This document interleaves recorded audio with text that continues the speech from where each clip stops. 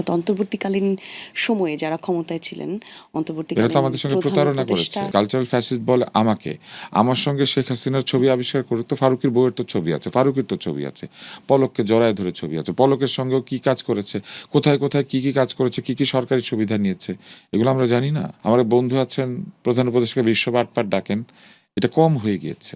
স্বপ্নের জন্য বা যে ধরনের আকাঙ্ক্ষায় এতগুলি ছেলে মেয়ে প্রাণ দিয়েছে, সেই প্রাণদানের সঙ্গে তারা রীতিমতো বেইমানি করেছেন। তো তাহলে আওয়ামী লীগের সাথে কি তফাৎ হলো এটার? আওয়ামী লীগের সময় N95 মাস্ক সরবরাহকারী প্রতিষ্ঠান খুঁজতে গিয়ে পাওয়া গিয়েছিল মিরপুরের এক বাসা, সেটার এক গ্যারেজের মধ্যে, আর এদেরটা পাওয়া গিয়েছে রিক্সার গ্যারেজে। ঘটনা তো একই। কিন্তু ডক্টর ইউনূস তো আসলে একজন প্রজ্ঞাবান মানুষ, উনি তাই নাকি? নোবেল পেয়েছেন, তাই নাকি? উনি বিশ্ব দরবারে আচ্ছা, পরিচিত। আমি আপনাকে একটা জিনিস বলি, ডক্টর ইউনূস তার নিজের সাক্ষাৎকারে বলেছেন উনি রাজনীতি বোঝেন না, দেশ পরিচালনা তার কাজ নেই। তার নিজের মুখের কথা না? নিজের মুখে এই কথা বলে উনি পরিচালনার দায়িত্ব নেন কেন? সবাই নাকি তাকে অনুরোধ করেছে। আমি আপনাকে ক্রনোলজি দিয়ে বলতে পারবো, উনি প্রথমে 3 দিন আসেন নাই জি, বাংলাদেশে। উনি যদি এত আগ্রহী হতেন, বাংলাদেশের প্রতি এত ভালোবাসা, তার তো ওই সময় পরের দিনই বাংলাদেশের দিকে রওনা দেওয়ার কথা। ওনার কথা না শুনলে উনি চলে যাবেন না শুধু, উনি আবার সেটা মাঝখান দিয়ে করেছিল না।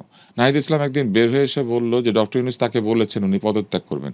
প্রধান উপদেষ্টা পদত্যাগ করবেন, নাহিদ ইসলামের কানে কানে বলে কেন? নাহিদ ইসলাম কি বাংলাদেশের ব্যক্তি যার কাছে প্রধান উপদেষ্টা পদত্যাগের গল্প করতে হয়?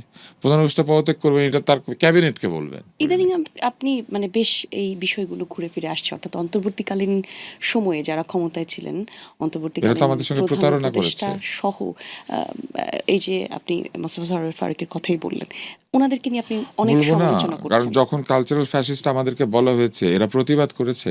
এই ফারুকির আমার এই মোবাইল ফোনের মধ্যে শত শত টেক্সট আছে। কিন্তু যখন আমাদেরকে অন্যায়ভাবে আক্রমণ করা হচ্ছে, ফারুকি একটাবার কথা বলেছে যেটা করা ঠিক হচ্ছে না। কিন্তু ফারুকিকে যখন লোকে গালিগালাজ করেছে, আমি তখন প্রতিবাদ করেছি। এমনকি ফারুকি যেদিন উপদেষ্টা হয়েছে তখন যারা সমালোচনা করেছিল, আমি তখনও লিখেছি যে আমি তো খুশি হয়েছি কারণ সে হয়েছে। কিন্তু তাদের ব্যবহারটা কি, তাদের আচরণটা কি?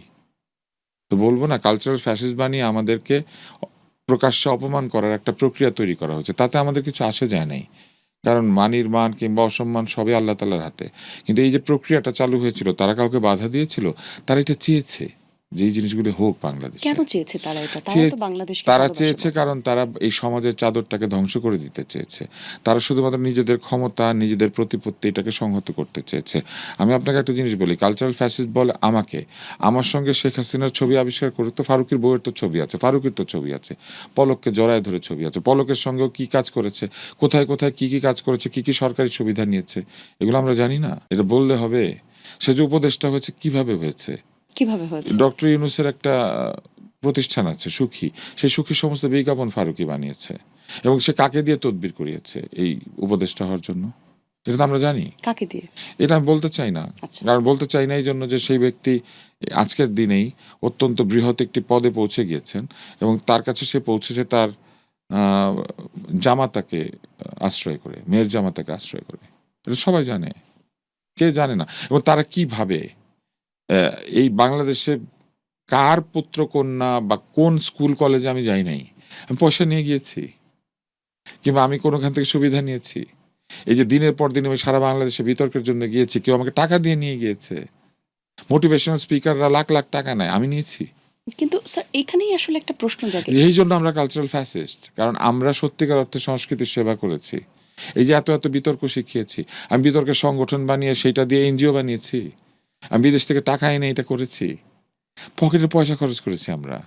এইখানকার যেসব প্রতিষ্ঠান তাদের কাছে গিয়ে হাত পেতেছি, এবং আমরা আরেকটা অদ্ভুত কাজ করেছি, আমরা যে এত এত এত অনুষ্ঠান করেছি, কখনো আমরা আমাদের হাতে পয়সা খরচ করি নাই। অধিকাংশ সময় আমরা স্পন্সর প্রতিষ্ঠানকে বলতাম আপনারাই খরচ করে দেন, আমাদের এত বোতল পানি লাগবে আপনারা দিয়ে দেন।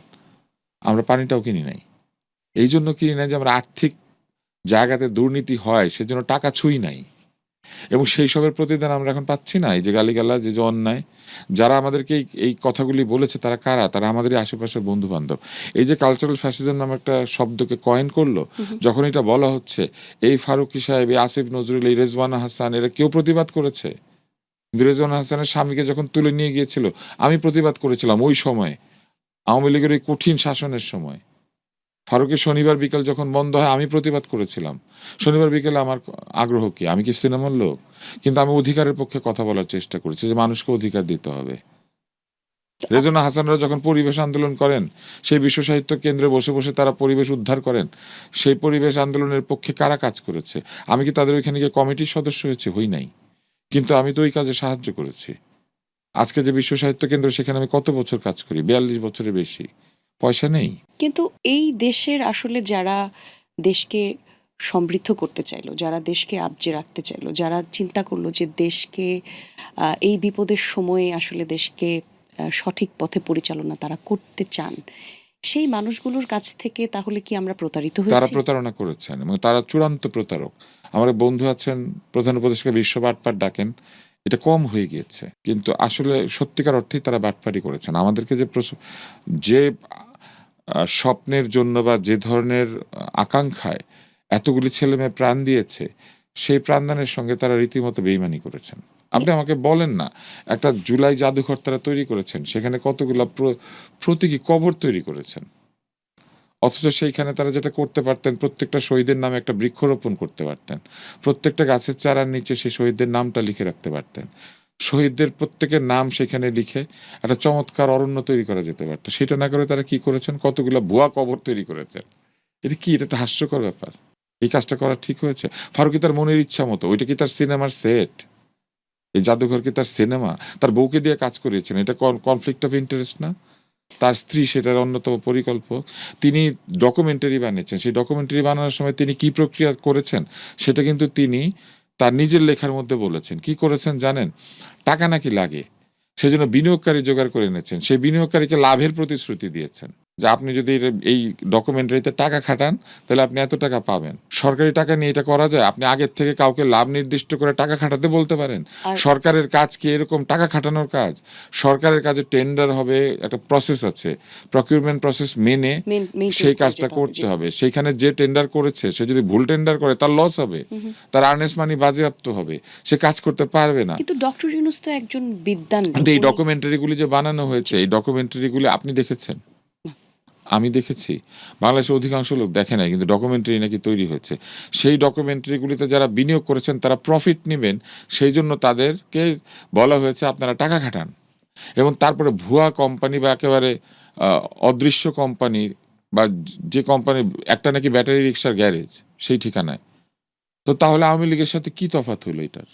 আওয়ামী লীগের সময় N95 মাস্ক সরবরাহকারী প্রতিষ্ঠান খুঁজতে গিয়ে পাওয়া গিয়েছিল মিরপুরের এক বাসা, সেটার এক গ্যারেজের মধ্যে, আর এদেরটা পাওয়া গিয়েছে রিক্সার গ্যারেজে। ঘটনা তো একই।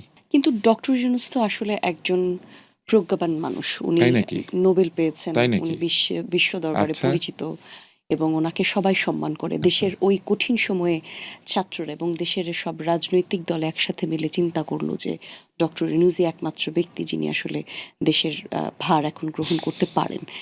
উনি থাকতে এত কিছু কিভাবে হলো? আমি আপনাকে একটা জিনিস বলি, ডক্টর ইউনূস তার নিজের সাক্ষাৎকারে বলেছেন উনি রাজনীতি বোঝেন না, দেশ পরিচালনা তার কাজ নেই। এটা তার নিজের মুখের কথা না? নিজের মুখে এই কথা বলে উনি পরিচালনার দায়িত্ব নেন কেন? সবাই নাকি তাকে অনুরোধ করেছে। আমি আপনাকে ক্রনোলজি দিয়ে বলতে পারবো। উনি প্রথমে 3 দিন আসেন নাই জি। বাংলাদেশে। উনি যদি এত আগ্রহী হতেন, বাংলাদেশের প্রতি এত ভালোবাসা, তার তো ওই সময় পরের দিনই বাংলাদেশের দিকে রওনা দেওয়ার কথা। সেটা কিন্তু তিনি করেন নাই। তিনি নাকি তার চিকিৎসায় ব্যস্ত ছিলেন। তিনি দেশে ফিরলেন, দেশে ফেরার পরে তিনি শপথ গ্রহণ করলেন। তিনি কি বললেন? আমার কথা না শুনলে আমি কিন্তু চলে যাব। এই কথাটা উনি বলেন নাই? একজন লোক যিনি কমিটমেন্ট নিয়ে এসেছেন, ওনার কথা না শুনলে উনি চলে যাবেন মানে কি? ওনার কথাই তো সবাই শুনবে, উনি তো সেই প্রজ্ঞা দিয়ে দেশ শাসন করবেন। ওনার কথা না শুনলে উনি চলে যাবেন না শুধু, উনি আবার সেটা মাঝখান দিয়ে করেছিলেন।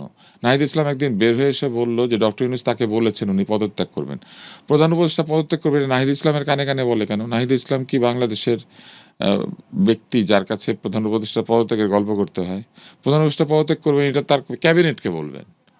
নাহিদ ইসলাম কি এটা জানার লোক ছিল? তখন কিন্তু নাহিদ ইসলাম তার ক্যাবিনেটে নাই। তাহলে তখনও পর্যন্ত হ্যাঁ, তো উনি গুনগুন করে নাহিদ ইসলামের কানে কানে আমি পদত্যাগ করবো এই কথা বললেন কেন? তার মানে উনি ঠিক মতো কমিটমেন্টের সাথে দেশ শাসনই করেন নাই। বিভিন্ন সময় আমাদেরকে বলেছেন আমি কিন্তু চলে যাব। এটা তো এক ধরনের ব্ল্যাকমেইলিং। ধরেন আপনার আমি চিকিৎসা দিচ্ছি, আপনি ওষুধ খেতে চাইছেন না, আমি বলবো আপনি ওষুধ না খেলে আমি কিন্তু আপনার চিকিৎসা দেওয়া বন্ধ করে দেবো।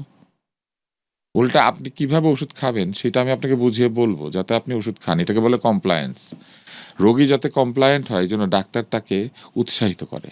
তো উনি তো সমাজের চিকিৎসক হিসেবে এখানে এসেছিলেন, উনি কি সেই কথাটা বলেছেন? বক্তৃতার মধ্যে অসংখ্য মিথ্যা কথা বলেছেন। যথা যেমন জবের বন্যা হবে ওনার আহ, যে প্রেস উপদেষ্টা, প্রেস প্রেস সচিব। সচিব বলেছিল। আর উনি বক্তৃতায় কি বলেছিলেন? জবের দরখাস্ত এসেছে তার কাছে, অনেক দরখাস্ত। এবং তারপরে তো এখন তো শুধু দরখাস্ত, এরপরে নাকি তারা দাঁড়িয়ে থাকবে, এরপরে নাকি তারা এসে বলবে আমাদেরকে পাঠান, কত লোক পাঠাবেন। বলেন না এটা মিথ্যা না? ওনার সময় তাহলে বেকারত্ব বাড়লো কেন? ওনারা তো বলছে ওনার সময় বেকারত্ব বাড়েনি। ওটা না, এটার তো প্রমাণ আছে বেকারত্ব বাড়ে না, এটা বললে হবে? তারপরে দেখেন উনি এসেছেন এমন একটা সরকার তৈরি করতে, যে সরকারটা বাংলাদেশে গণতন্ত্র ফিরিয়ে আনবে, কিন্তু নিজেরা চূড়ান্ত অগণতান্ত্রিক আচরণ করছিলেন। তার প্রেস সচিব বলছিলেন তাদের যা খুশি করার ম্যান্ডেট আছে। যা খুশি করার ম্যান্ডেট কারো নাই। জনগণের মতামত নিয়ে সবকিছু করতে হবে। তারা কি জনগণের কাছে কোনো জবাবদিহিতামূলক কাজ করেছেন? ওনারা বলেছিলেন আমাদের সবকিছু করার ম্যান্ডেট। সবকিছু করার ম্যান্ডেট তো কারো থাকে না। জনগণের কাছে জবাবদিহি করে আলোচনা করে করতে হয়।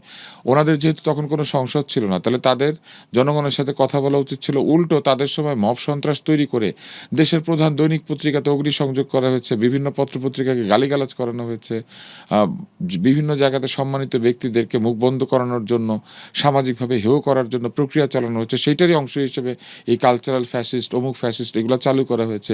বিশ্ববিদ্যালয়ের মতো জায়গায়, টিএসসিতে, যেখানে আমরা বড় হয়েছি, সেখানে আমাদের ছবি ঝুলে আমাদেরকে অপমান করার চেষ্টা করা হয়েছে।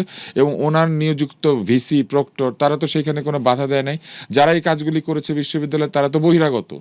বহিরাগতরা বিশ্ববিদ্যালয়ে ঢুকে এই কাজগুলি করে কিভাবে? বিশ্ববিদ্যালয়ে তখন তারা তো বাধা দিয়েছে।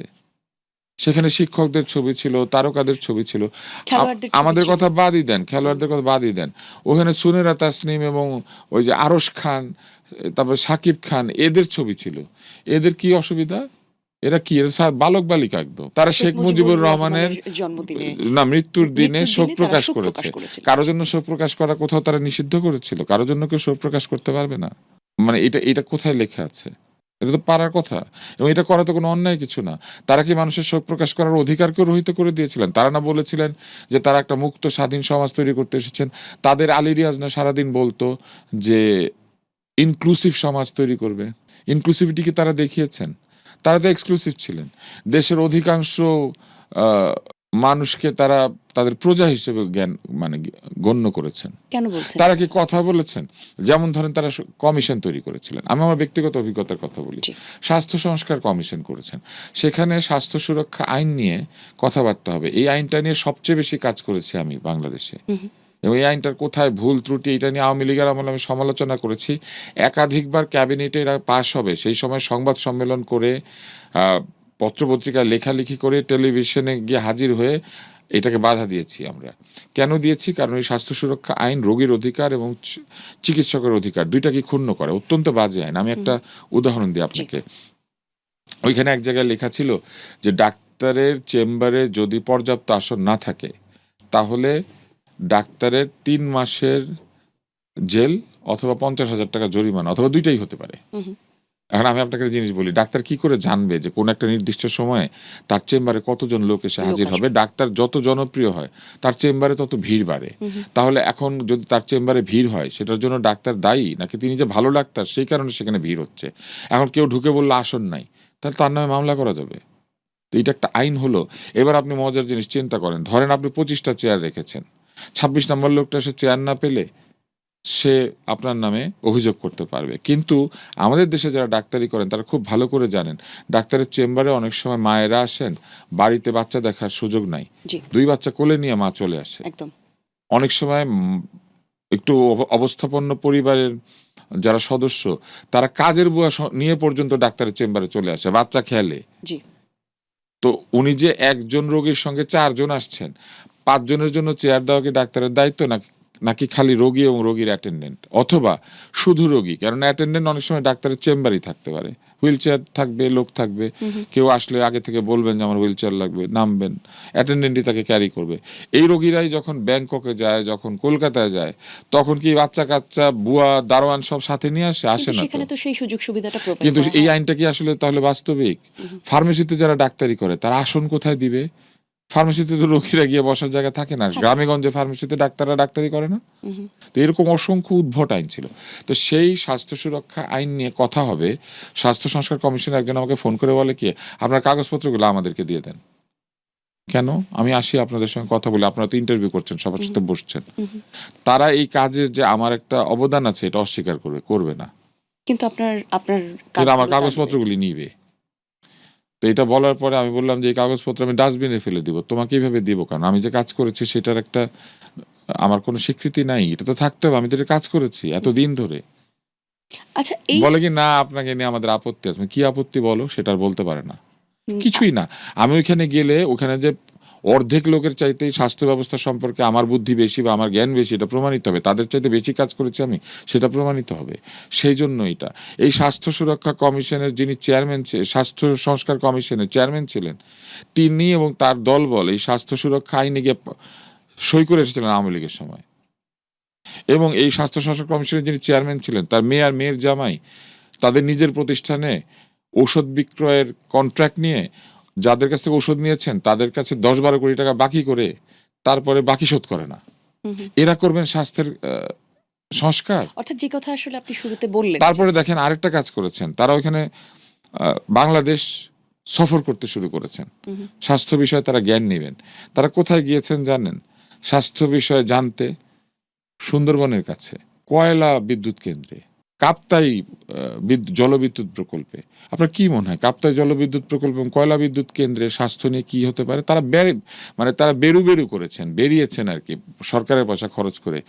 তারা এই প্রান্ত থেকে ওই প্রান্তে যাতায়াত করেছেন, সব হচ্ছে পর্যটনের এলাকা, বেড়ানোর জায়গা। কিন্তু আমরা তো এবং দেখেন আরেকটা মজার ব্যাপার, তারা ওইখানে সুপারিশ করেছেন যে ডাক্তারদের কোনো রাজনৈতিক সংগঠন করা উচিত না।